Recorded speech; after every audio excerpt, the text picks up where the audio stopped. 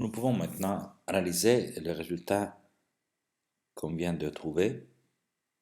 On va enlever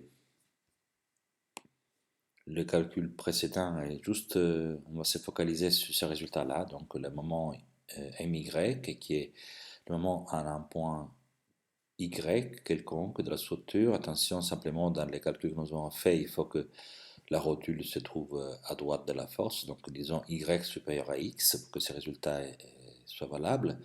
Eh bien, il s'obtient comme une fonction de la position Y dans laquelle je fais le calcul et de la position X dans laquelle se trouve la force unitaire que nous venons de calculer. Or, ces résultats nous permettent de voir une propriété particulière de la ligne pointillée qui représente les déplacements virtuels. Et pour voir cela, je vais vous proposer de calculer ce qui se passe lorsque la somme alpha plus bêta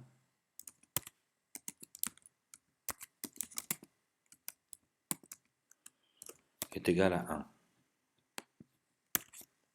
Donc on va imaginer de dessiner un mouvement particulier. Ici nous avons un angle alpha plus bêta qui n'a pas forcément une amplitude donnée par rapport à n'importe quel système de mesure des angles, mais en partant sous l'idée de dessiner exactement la forme qui correspond au choix de alpha plus bêta égale à 1. Nous avons calculé précédemment quelle est la valeur de alpha écrite en fonction de bêta. Je vais vous rappeler les formules précédentes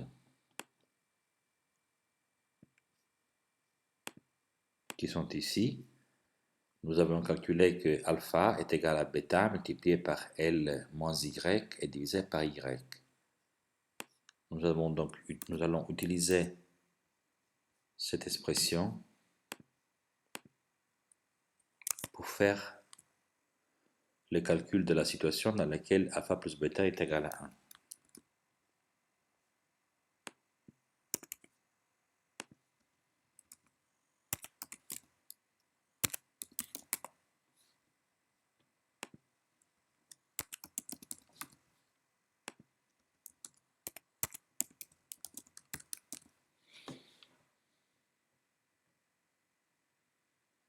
Étant donné ce qu'on a vu, je peux peut-être simplement faire ça comme ça. Étant donné ce qu'on a vu pour ce qui est de la valeur de... Non, il fallait que je fasse autrement. Ce qu'on a vu pour ce qui est de la valeur de alpha, alors lorsque on a alpha plus bêta, il est donné par ce calcul-là. C'est la valeur de alpha qui est L moins Y sur Y fois bêta plus bêta. Donc je vais développer ce calcul, ça va donner simplement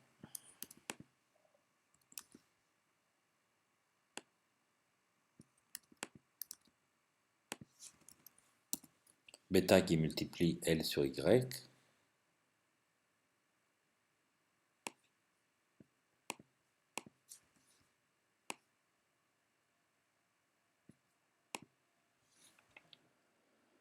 Et si je veux que ceci soit égal à 1, donc si j'impose que ceci est égal à 1, je peux en déduire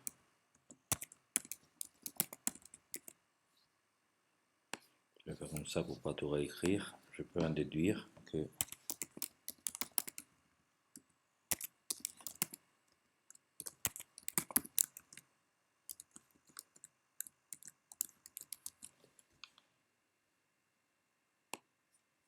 voilà. Donc si je veux que alpha plus bêta soit égal à l'unité, comme je vais postuler, comme je vais souhaiter en fait initialement faire, alors il s'ensuit que bêta chapeau est égal à y sur L. Et par conséquent, on peut aussi calculer alpha chapeau.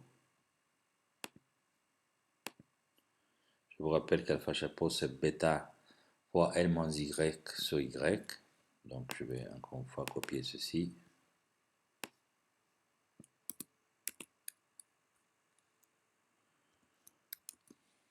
Si je remplace à la place de bêta ce que je viens de trouver,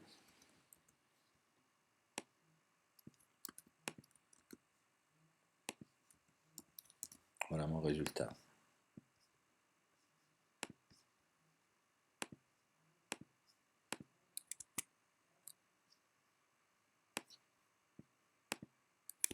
Trop petit, pardon.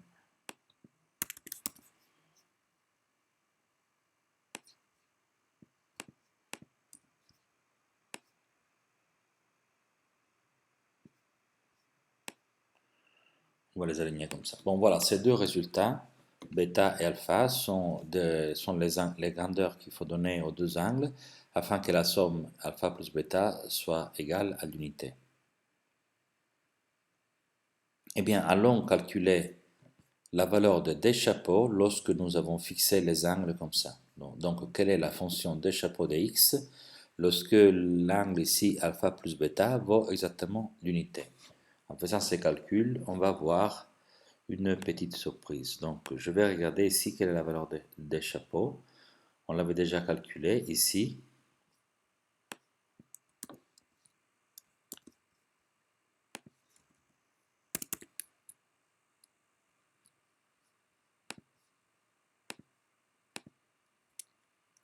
Donc, il faut que je remplace, donc des chapeaux de x vaut simplement x fois alpha chapeau. Il faut que je remplace la valeur de alpha chapeau que j'ai trouvée avec la condition que j'avais imposée que alpha plus bêta est égal à 1. Et je trouve.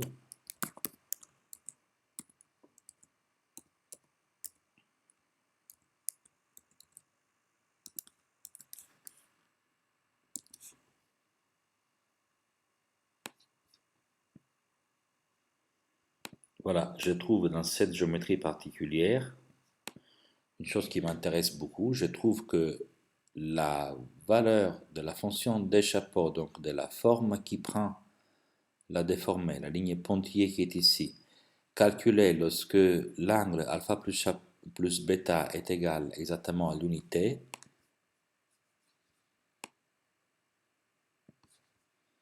donc en tenant compte de ceci, la forme de la fonction d chapeau est exactement égale à celle de la fonction moment fléchissant.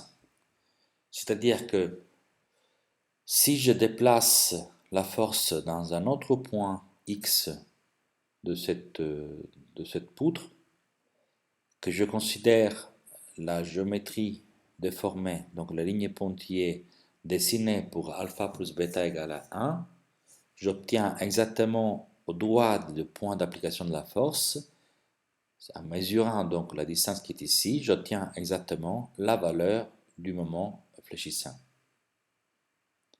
Je peux donc résumer ce résultat d'un point de vue graphique de la manière suivante. Je vais reprendre les mouvements virtuels, je vais le dupliquer.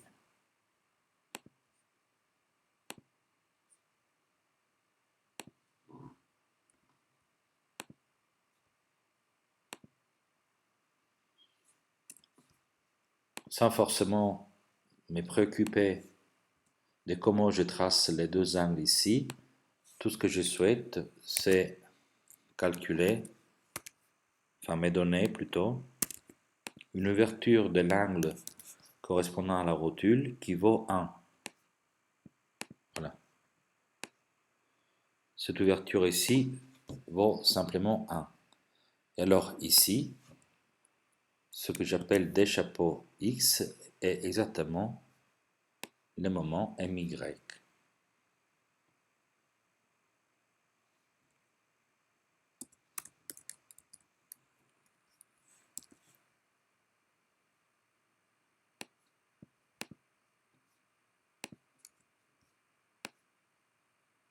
Voilà.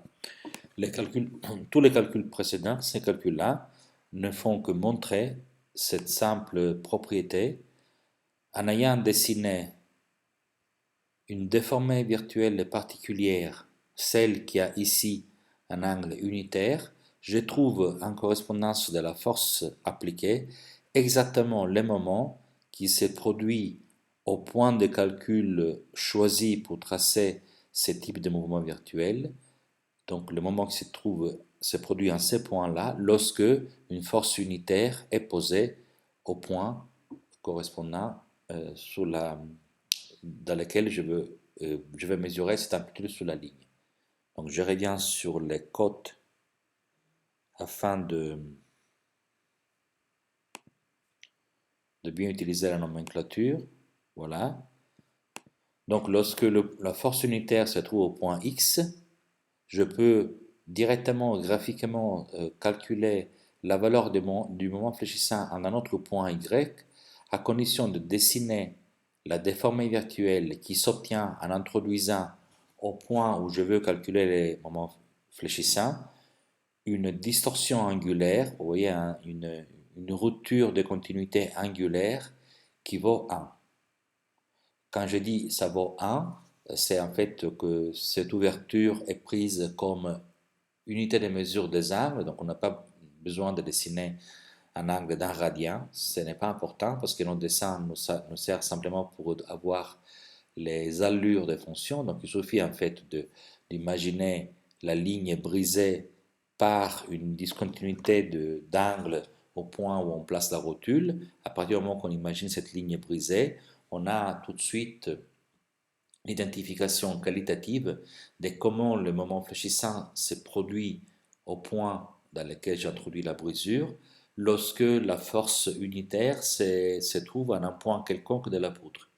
Donc vous voyez, pour une force unitaire qui est placée ici, on a un certain moment. Si je prends une autre force unitaire que je la place par exemple ici, eh bien le moment que je trouve au point X, au point Y, pardon, sera plus important parce que vous voyez le segment qui est là est bien sûr plus important que le segment qui est ici. Et cette information sur quel est le segment le plus important pardon, que je trouve lorsque j'imagine une force unitaire qui se trouve à des endroits différents de la poutre, eh bien elle est très évidente. Il suffit donc de dessiner la ligne brisée qui correspond à l'introduction d'une rotule à ces points-là, cette ligne pointillée, et elle me donne toute l'information dont j'ai besoin. Donc elle me dit immédiatement quelle est la position de la force qui génère le plus de moments fléchissants au point Y. Eh bien c'est forcément la force placée exactement au point en question. Donc si je place la force ici, j'obtiens un maximum pour le moment qui se produit. Autre question très intéressante, si plutôt que placer une force unitaire, je place une force qui a une autre valeur, par exemple, je mets une force de valeur F,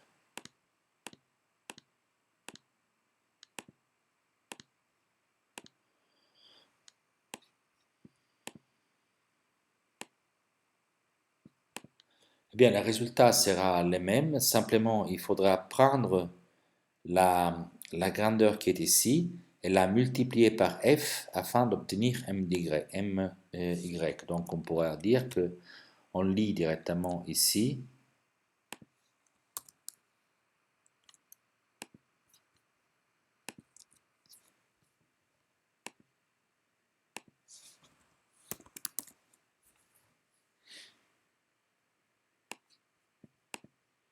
dans les diagrammes MY rapporté à la force F qu'on a posée sur la structure. Si la force est unitaire, on lit directement dans le diagramme MY.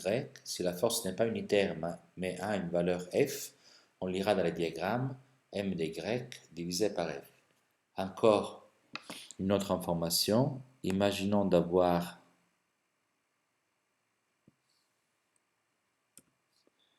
une force F appliquée à un certain point et une autre force, donc on va dire une force F1 par exemple appliquée à un point quelconque.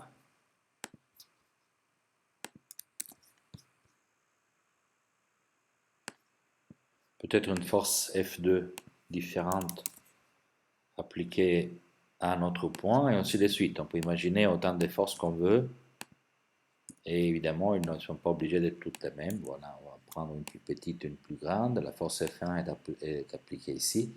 la force F2 est appliquée ici. En correspondance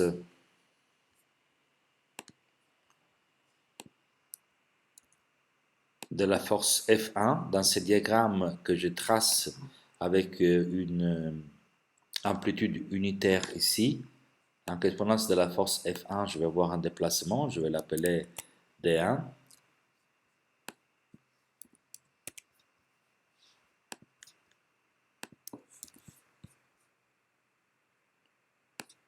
Et en correspondance de la force D2, je vais peut-être avoir un autre déplacement, je vais l'appeler D2.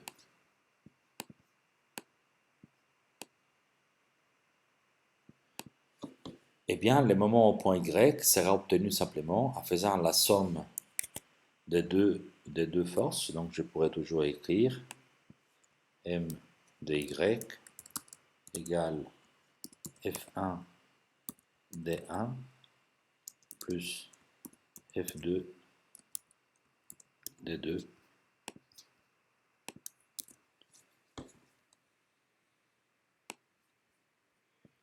Et ici, attention, il n'y a aucun calcul à faire. Une fois que j'ai dessiné la ligne pointillée avec cet angle que je considère unitaire, automatiquement, il suffira de mesurer cette distance, pour avoir directement ce résultat. La propriété qu'on vient de voir, l'ensemble des propriétés qu'on vient de voir font qu'on appelle la ligne pointillée en question la ligne d'influence d'une force sur le moment au point Y, d'une force verticale sur le moment au point Y. Allons analyser un peu la signification de ce terme. La ligne s'appelle ligne d'influence parce qu'elle nous donne l'influence qu'une force a sur un effort antérieur.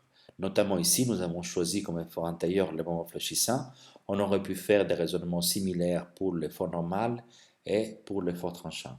Il est vrai que dans la plupart des cas, les moments fléchissants et l'effort antérieur qui génèrent les plus de situations difficiles, disons que la rupture intervient plus facilement à cause de phénomènes dus à la flexion que d'autres phénomènes.